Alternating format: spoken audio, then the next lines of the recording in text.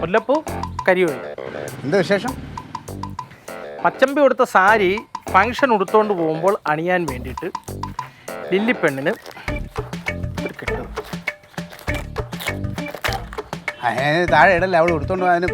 മുല്ലപ്പൂ സാരി ഉടുത്ത് ഈ മുല്ലപ്പൂ അണിഞ്ഞുകൊണ്ട് വരുമ്പോൾ ആ സാരിയിൽ ഒഴിക്കാൻ വേണ്ടിയിട്ട് തങ്കം ചേട്ടത്തി പറഞ്ഞ കരിയോളി. ഇവളുമാരി സാരി പ്രശ്നം വിട്ടില്ലേ? കിട്ടട്ടില്ല.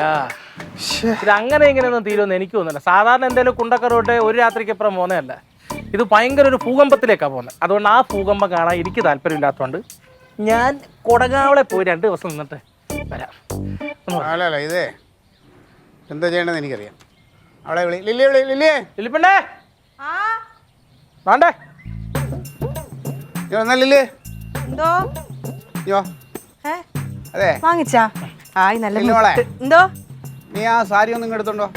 എന്തിനാ? ആവശ്യമുണ്ട്. ഞാൻ അവിടെ തേച്ചിട്ടേക്കുവാ. ആയിക്കോട്ടെ, നീ അങ്ങ് എടുത്തോണ്ട് വാ. ചേച്ചിക്ക് കൊടുക്കാനാണോ? ചേച്ചിക്കൊന്നും ഞാൻ കൊടുക്കൂല. നീ അങ്ങ് എടുത്തോണ്ട് വാ. ചെറിയൊരു ആവശ്യമുണ്ട്. തങ്കം ഇങ്ങോട്ട് വാ.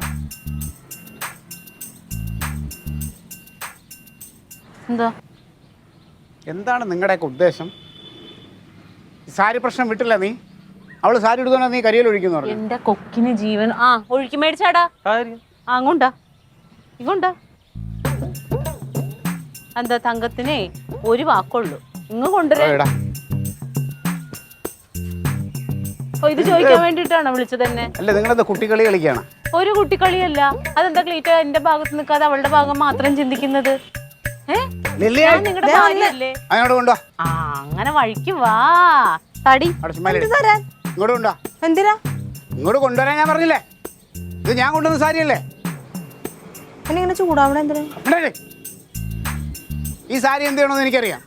എന്തായാലും ഈ സാരി ഈ വീട്ടിലുള്ള നിങ്ങൾക്ക് കൊടുക്കാൻ യോഗമില്ല കേട്ടോ. നീ എന്തായാലും കൊടുങ്ങാവളെ പോയല്ലേടാ? ഇത് കൊണ്ടുപോയി റോസ്മേരിക്ക് കൊടുക്കുക. അയ്യോ ഞാൻ കൊടുക്കാൻ യോഗ്യതയുള്ളത് അവളാണ്. കൊണ്ടുപോടും കേട്ടാ. അയ്യാ നീ വാങ്ങിച്ചെന്നങ്ങ് പറഞ്ഞു. എന്നാലും കുഴപ്പമില്ല. സന്തോഷം കേട്ടോ. നിനക്കൊക്കെ അതികുന്തോണം അതികുന്തം.